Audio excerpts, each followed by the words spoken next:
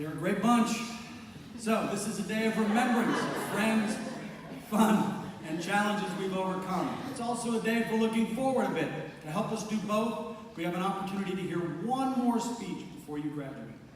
Each year, along with other senior awards, the faculty meet to identify a student we think would make a fitting speaker at graduation. This year, it was not so much about fit as, well, this could be interesting.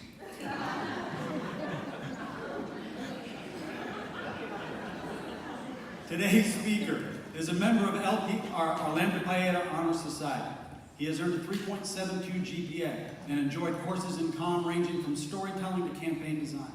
He has also completed an internship with ABC and a psychology minor as well. He will move on to Wake Forest to pursue an MS in management.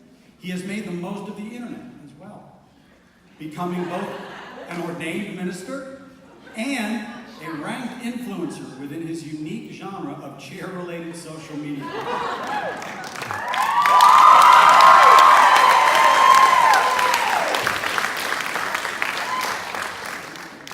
Most importantly, his degree audit reads all requirements met. Otherwise, this could get really awkward.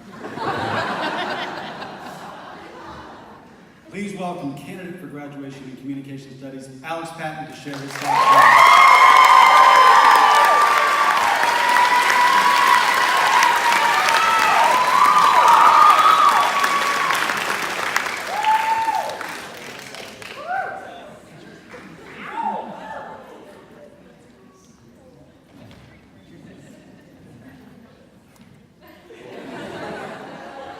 So when I was debating different schools to attend out of the options that were currently on the table for me, I ended up choosing UNCW because my mind was made up that I would be one thing, a PA, or physician assistant. I had my entire life figured out at the age of 19 and with a clear path on how to get there. Well, as I walked into my first biology class with eager anticipation and a little bit of fear, as most freshmen do, I sat down, ready to take on my first college course. After the first 2 weeks of biology class, though, I said to myself, oh man, heck no, never again. Hi, my name is Alex Patton, and I'm here to talk to you about our journey that is coming to an end today. Our undergraduate experience as communication majors. When crafting my speech, I tried to do the whole instill wisdom and try to be inspirational thing. But I quickly realized I did not have the life experience, wisdom, or hair loss of a 76-year-old man. I'll leave that time for Dr. Olson. Who knows? But what I do have are feelings very similar to yours. Anxious, but excited for a future that is limitless, yet uncertain. But this feeling of uncertainty is something we as comm majors are all too familiar with. When I knew biology was not for me, I was uncertain about what to do in the future.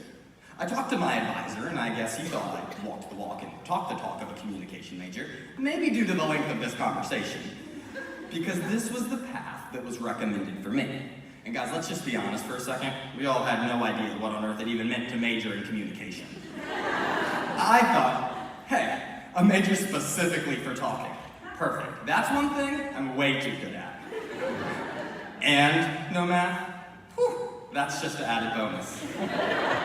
Little did I know, though, it consisted of much more than that. Dr. Weber taught us during his first lecture that one can do virtually anything with a communication degree if they have the right amount of grit and dedication. I remember thinking after this lecture, I made the right decision, but also thought, great, more uncertainty. I picked the major, but now have no idea what to do with my life. We didn't know what we were getting ourselves into, but we figured it out with time.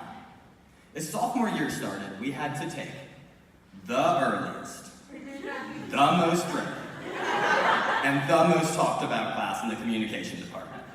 You know the class. Comm 200. The class consists of 2 research projects. Sounds easy enough, right? But the catch here is that we had to work with the same group of people throughout the entire semester. This is where we all learned and experienced the various types of group members. You know, the type who takes the lead, that follower who sits back, and of course, everyone's personal favorite, the magician type who magically disappears and doesn't show up until a week before everything's due. Ta-da!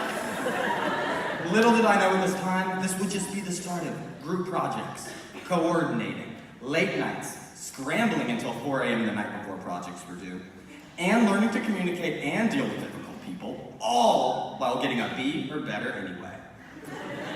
Junior year is where we took our 300 level classes. You know the class with the 20-page conspiracy theory paper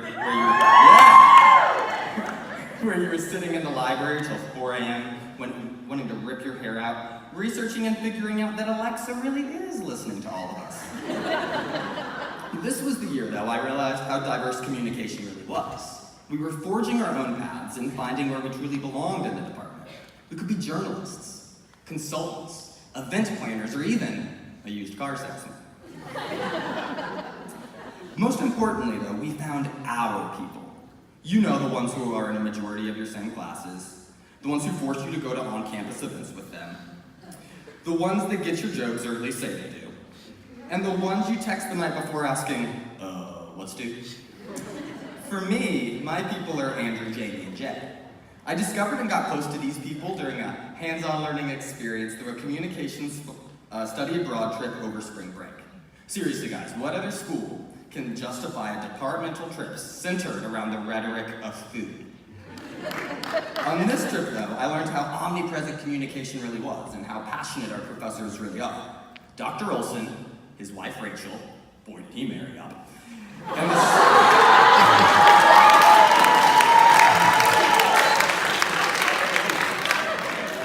and the study abroad director Cara had the courage to take about 30 students around the world, which I can only imagine is like herding cats.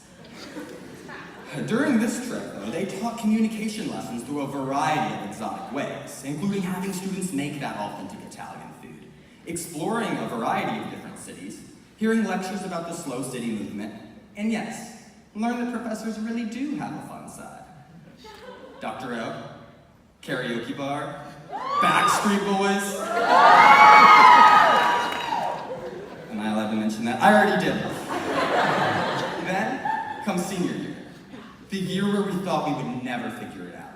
An emotional roller coaster of job searching, grad school preparation, painful portfolio building, oh God. And of course, conquering that senioritis. This is also the year where a lot of reminiscing seems to occur. A time where you look around and think, wow, how did we get here?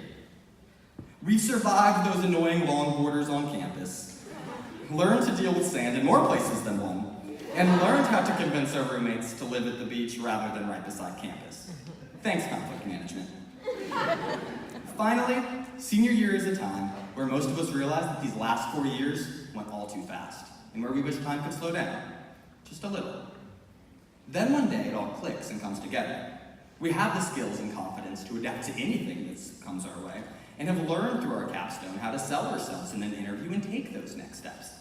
And even if you don't know exactly what you want to do, we're going to figure it out. We made that required B or better in Com 105 and 200. We learned to defend our major in more ways than one, and proved that we're more than just good talkers. In everything we've done these last 4 years, no matter which path you took, has led up to this moment, right now. Graduating. Together. I know these speeches usually end with a cliche like, fly high, at least Seahawks have wings. But instead I'll leave you with this. Something that should be familiar to most of you. A concept we all learned the first day of our major. As Dr. Weber taught us, to cum laude. Contributing to the repair of the world. Let's all leave a mark and truly help continue to contribute to the repair of the world. We're anxious, yes, but not scared. Do you know why? Because we've learned to deal with the ambiguity. We've learned to figure it out. We're anxious because we don't know exactly what's next, but we're not scared because we know we can handle it. And I know all of our professors and department have prepared us, and we are ready. Every single one of us. Let's capture this moment in a way that's all too familiar to millennials. With a selfie. Let's do it.